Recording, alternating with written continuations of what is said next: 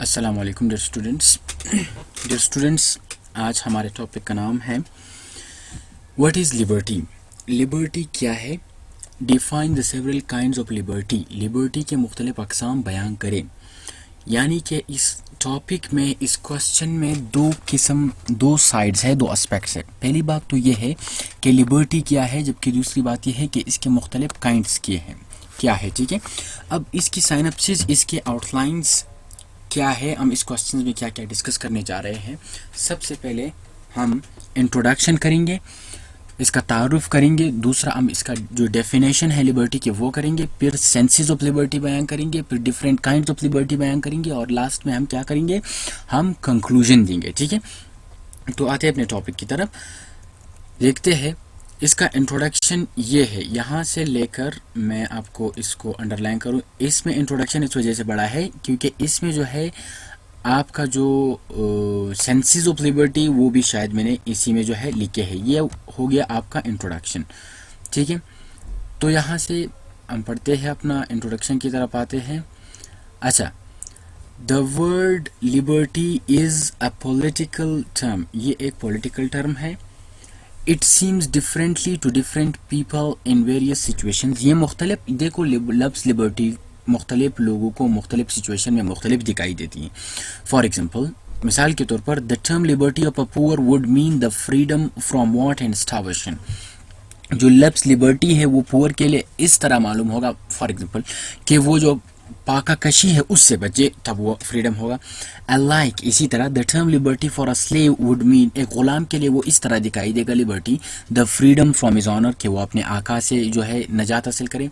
On the other hand, इसी तरह, the term liberty for a national of a despotic state would mean having their voice in the affairs of the state. यानी एक despotic state के nation को वो इस तरह मालूम होगा कि वो उसके वॉइस, जो वॉइसेस है वो स्टेट के अफेयर्स में आ जाएगी। मुख्तलिफ किस्म की, मुख्तलिफ लोगों को मुख्तलिफ किस्म में दिखाई देंगे।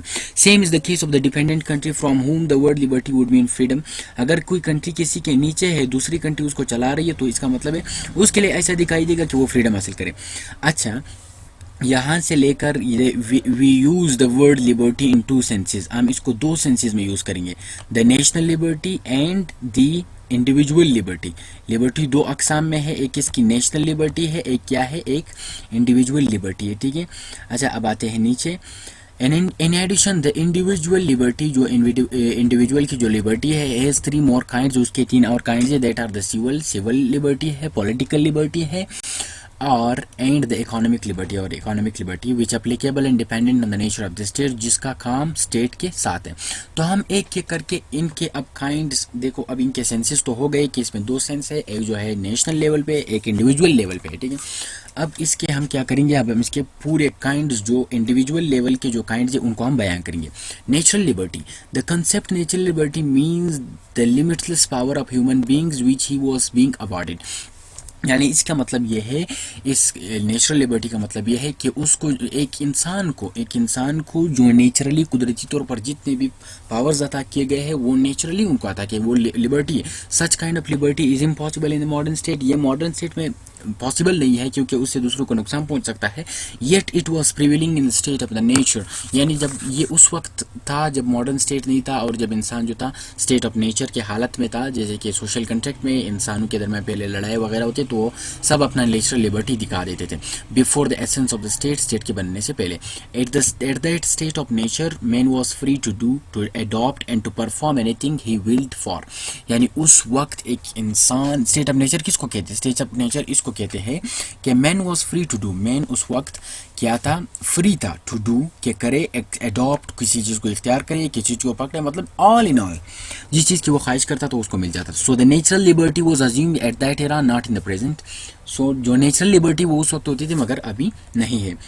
अच्छा, अब आते हैं सिविल लिबर्टी की तरफ। Civil liberty, it means enjoyment of those fundamental rights that play a vital role in having a civilised existence. यानी सिविल लिबर्टी से मुराद एक ऐसी लिबर्टी ताकि आप ऐसी ज़िंदगी गुजार सके जिसमें आपका जो रोल है वो आपका एक सिविलाइज्ड, एक तहजीबी याफ्ता एग्जिस्टेंस शो करे। The purpose of this kind of liberty is to protection against undue interference of life of the individual so that he can practice a possible and fruitful life. Security of life, private property, equality before law, freedom of thought, freedom of expression, freedom of speech, freedom of worship, etc. are the ingredients of the civil liberty.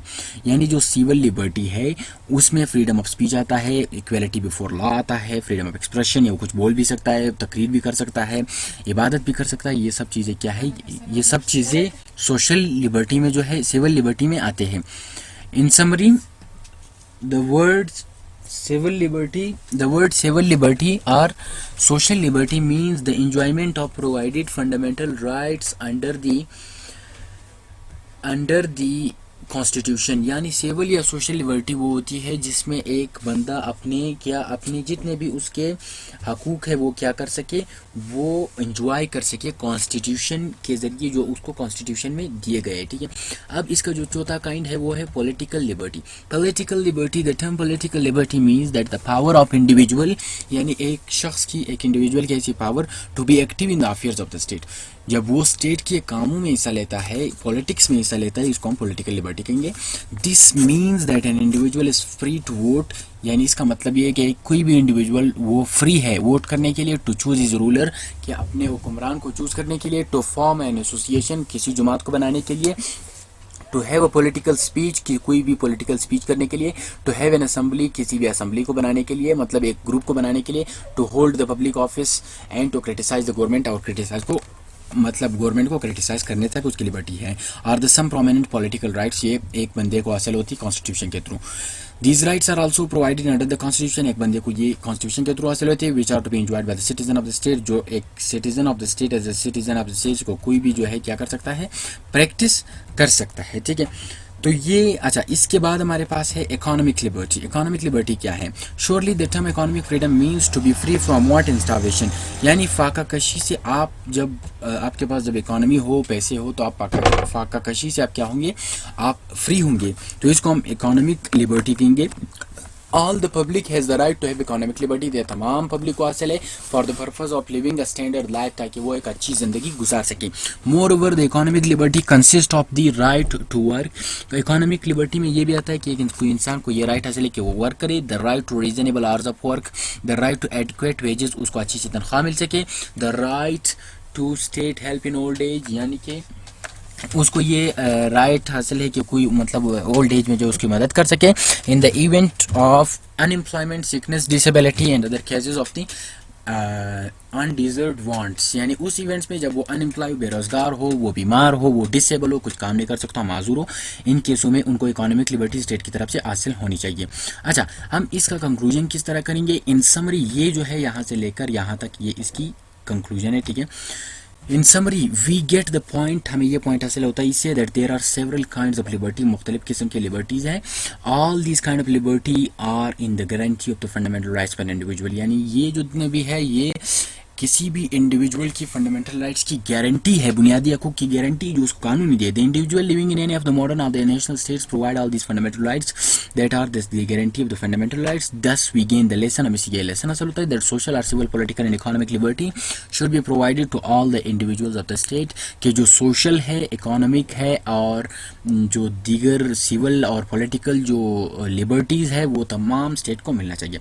अच्छा, अब इसकी summary कुछ इस तरह है कि हमने इसको इंट्रोडक्शन की, सोशल, सिविल, पॉलिटिकल और इकोनॉमिक लिबर्टी पर हमने को बयान किया, इसके 2 एस्पेक्ट्स बयान किया और लास्ट में हमने इसको कंक्लूजन दिया. यहाँ तक अगर आपको समझ आया है और अगर आपको वीडियो पसंद आई तो इसको सब्सक्राइब करें, लाइक करें और कमेंट करें और अपने दोस्तों के साथ शेयर करें ताकि ज़्यादा से ज़्यादा हर किसी को